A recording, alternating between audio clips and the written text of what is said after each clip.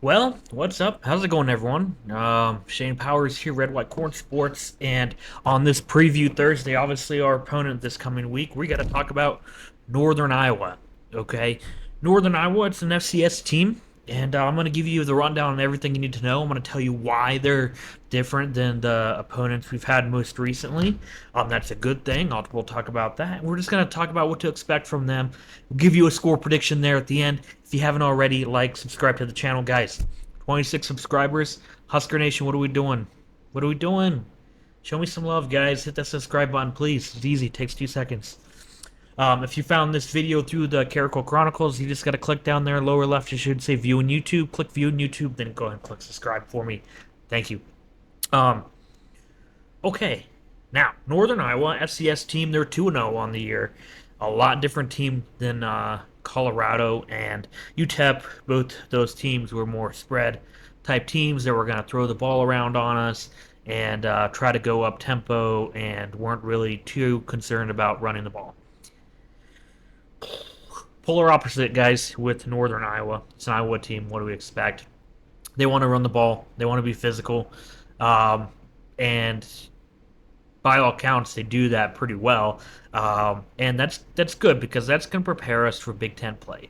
The last game, non-conference game we have before we start our slate of conference games prepares us for the types of teams we most often will face. Now you got the USC's, you've got Ohio State, we've got those teams on our schedule that will look a little bit closer to a UTEP or Colorado spread type team, although both of those teams are going to be much more difficult than UTEP or Colorado. Northern Iowa is a good test. Now, they run the ball. They have not yet this year, one time, thrown for more than 120 yards. 2 games only. One game they had 116 yards in their season opener. Last week they had like 99 yards of passing offense. They run the ball. They've had almost 300 yards of rushing total in both games. They do it with multiple backs. They've got 3 running backs they believe in. 2 are seniors. One's a junior. And they're freaking huge, okay? Running backs that you don't see of that size even in the Big Ten. But you see a few. I mean, I guess the only one that comes to mind that is comparable in size um, to these guys is like a Derrick Henry in the NFL. It's 245. Okay, so their lead running back, he's a senior, Ty Edwards, 6'4", guys. Do we even see running backs that tall ever? I don't know. 6'4". He's taller than most receivers. He's taller than some tight ends on a lot of programs. My goodness, 6'4". 230. He's taller than a lot of quarterbacks, guys. A lot of college quarterbacks aren't 6'4". 200. There's NFL quarterbacks that aren't 6'4". I'm sorry, it's shocking. 230 pounds, and he's quick. He's pretty quick. I watched the highlights. He's not like super fast, but he's got his long stretchy legs just kind of carry him down the field, and he's hard to bring down. You can see. I mean, of course, he's played 2 FCS teams so far. People don't want to hit him. They don't want to make contact. Now, my goodness, I mean, he's going to size up well. I mean, our linebackers even aren't used to hitting this size of guy on a regular basis. So, our D line, I mean, hopefully they snuff him right up front. My goodness, this is going to be interesting. Um, that's their main back. They have 3 guys, like I said. The other guy, Hickson. Hickson is an Omaha guy, born in Omaha, Nebraska, actually. 6 foot, okay, more normal size, 225. Dowdell's is about the same size, just to give you a little bit of reference there. Also, just to really highlight how big that other guy is, okay? Um, Dowdell is about the size of Hickson, and Hickson's from Omaha, Nebraska. Now, I don't know if I haven't looked to see it. I don't know if he played in Omaha. It just says birthplace Omaha. That caught my eye. Okay. And then the third guy who didn't really play, he played the first game. He didn't play the second game. Now, I don't know if that's injury related or not. He's a junior. The other 2 are seniors. He's 5'10", 221. Okay, 5'10", 221. So they've got they don't have small backs. Dowdell is our biggest back at 225. All our other backs are around 200 pounds. So they've got big backs, guys. Now, their quarterback, Aiden Dune, again, they don't throw it around too much, but he can run. He's a dual threat on his legs. They don't do it often. Now, I don't know if they will do it more often try to do it more often against us. He's ran a couple times in each game. It hasn't amounted to anything serious. But he can run. He's mobile, guys. He's not stuck in the pocket.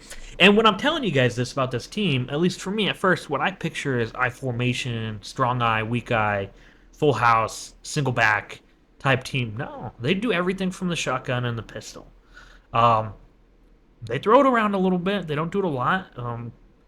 But he threw all three touch. He's got three. Their quarterback, Aiden Dune, Junior, 6 foot, 208 pounds. He's thrown 3 touchdowns, no interceptions on the year. Okay, so let's change that. Let's add a 1 or a 2 to that column, huh? But all 3 touchdown passes came in that first game. The first game they handled Valespo, Valparaiso, something like that, very good. And then they played St. Thomas. And that was a close game, 17-10 for them. St. Thomas of Minnesota. Again, he threw in that most recent game that was last week. He threw for only 99 yards, 11 of 25. Ty Edwards was 15 for 141, and Hickson was 13 carries for 86. Aiden Dune carried 1 for 6 yards. So Ty Edwards fumbled one, but it didn't look like they lost one. So Hickson also looks like he's their special teams kickoff returner as well. I like this matchup, guys. With Nebraska's favored by like 30 plus, I think honestly, I mean we're going to easily handle the spread and that. Um, I don't know. I mean, I can't predict it to be too high scoring because I think that they're going to run the ball a lot. It's going to make the game go quicker than both games. I think against UTEP and Colorado. I think we're going to run the ball. Obviously, they're going to pass. We're not going to run only. We're going to pass and try to. The receivers need some work and some reps, and we're going to try to get those in there and get Dylan some easy reps, I think. But I think we'll run the ball too. And I think the game is overall just going to go quicker than UTEP and Colorado game. For that, we scored 40 on UTEP. If you use that as your barometer, I can see us scoring in the 30s. I think we hold them to. This many. Goose egg. I'm predicting a blowout. I'm predicting a shutout. Now, could they score maybe late? Hopefully we have the backups in mid third quarter again. Could they score? They better not score against our starters. Because again, this is a great test. So this is what Rutgers is gonna do. This is what a lot of these Big Ten teams are gonna do is gonna line up and try to run it down our throat a lot. I just mentioned Rutgers because their running back is the leading running back in the Big Ten. We got to be ready. It's a good test for them. And if we struggle against Northern Iowa, then conference play is about to get real interesting. But if we shut them down, and the way we shut down the pass against Colorado, who's not a greatly coached team, they have a ton of talent. They're horribly coached. Then I think we've shown enough to say, hey, we're gonna have a pretty good year. So in this game, give me the Huskers having the backups in mid third quarter again. But the score, give me a final score of, let's go 38-0 Nebraska. Let me know your predictions in the comments below. And let's see who gets closest. Again, let's do it. 38-0 Nebraska, go Big Red. See you then.